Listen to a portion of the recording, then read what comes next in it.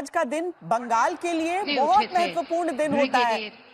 25 बैसाख यानी कि बैसाख जो कि पहला महीना होता है बंगाली कैलेंडर के अनुसार, उसका जो 25वां दिन होता है वो आज के दिन रविंद्रनाथ टैगोर, गुरुदेव रविंद्रनाथ टैगोर का जन्म भी हुआ था।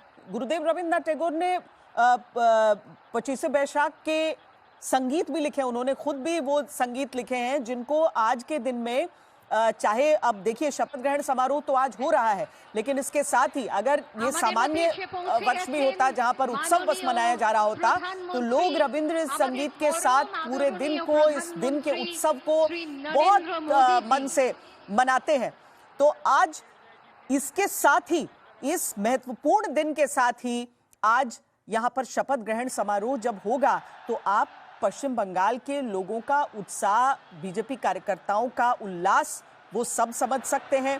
और प्रधानमंत्री नरेंद्र मोदी, गृह मंत्री अमित शाह, ये सब तस्वीरें जब आप देख रहे हैं तो आपको हर चेहरे की मुस्कान यही एक बात बता रही है। और नितिन नवीन जो कि बीजेपी अध्यक्ष बने उसके बाद मुझे लगता है कि वो अचीव कर लिया विनोद जी, जो कोई भारतीय जनता पार्टी का अध्यक्ष, मतलब अमित शाह ने तो उसी समय इसकी शुरुआत की थी कि हम बंगाल को जीतेंगे, लेकिन आज संपन्न हो रहा है जब नितिन नवीन वहां पर है। लेकिन अमित शाह का योगदान बहुत बड़ा रहा है बंगाल जीतने में। सबसे बड़ा योगदान अमित शाह का, इसमें कोई दो राय नहीं है।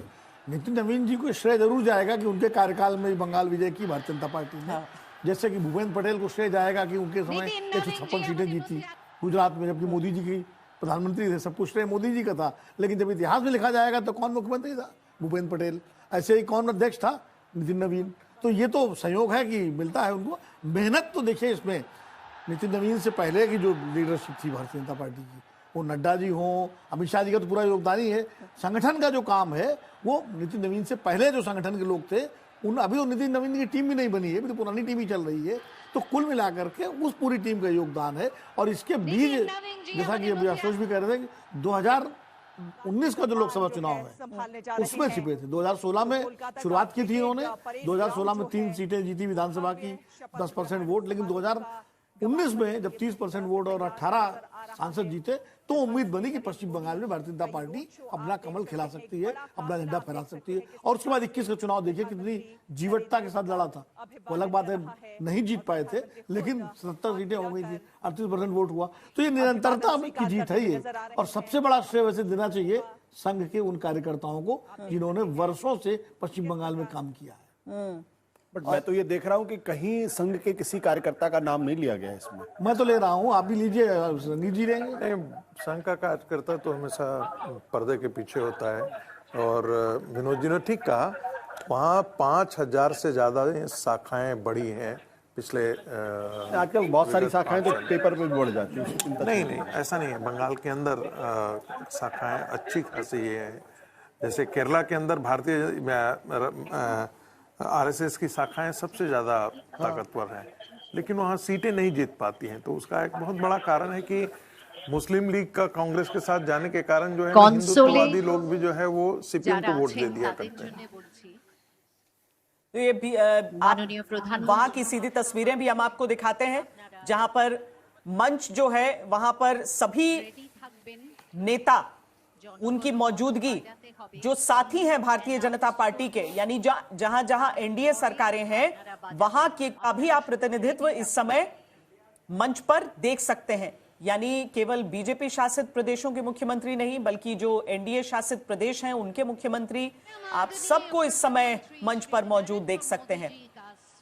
आपको मोहन यादव के साथ पीछे सम्राट चौधरी भी दिख रहे हैं, तो साथ में आपको एकनाथ शिंदे भी इस समय मंच पर दिख रहे हैं। तो अगर संपूर्ण भारत के नक्शे में आप एक भगवा बयार उत्तर से लेकर दक्षिण, पूरब से लेकर पश्चिम के हिस्सों में देखते हैं तो वहां पर आपको उन सभी क्षेत्रों का की नुमाइंदगी करने वाले वो सारे नेता इस समय मंच पर दिख रहे हैं। और ये सभी नेता पश्चिम बंगाल के चुनावों में प्रचार के लिए पहुंचे थे, सबने अपनी अपनी तरफ से मेहनत की थी।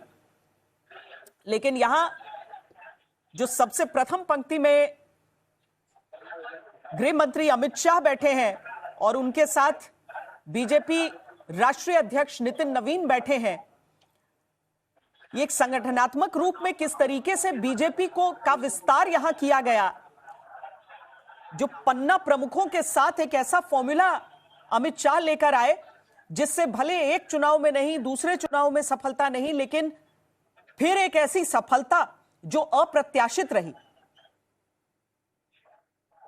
आप वहां पर जिन नेताओं को मौजूद देख रहे हैं उसमें एनडीए सरकारों के साथ साथ यह भी बीजेपी की सरकार जब यहां पर अकेले दम पर 207 सीटें लेकर आती है तो ये एक ऐसी उपलब्धि जिसके साथ आता है एक बहुत बड़ा दायित्व।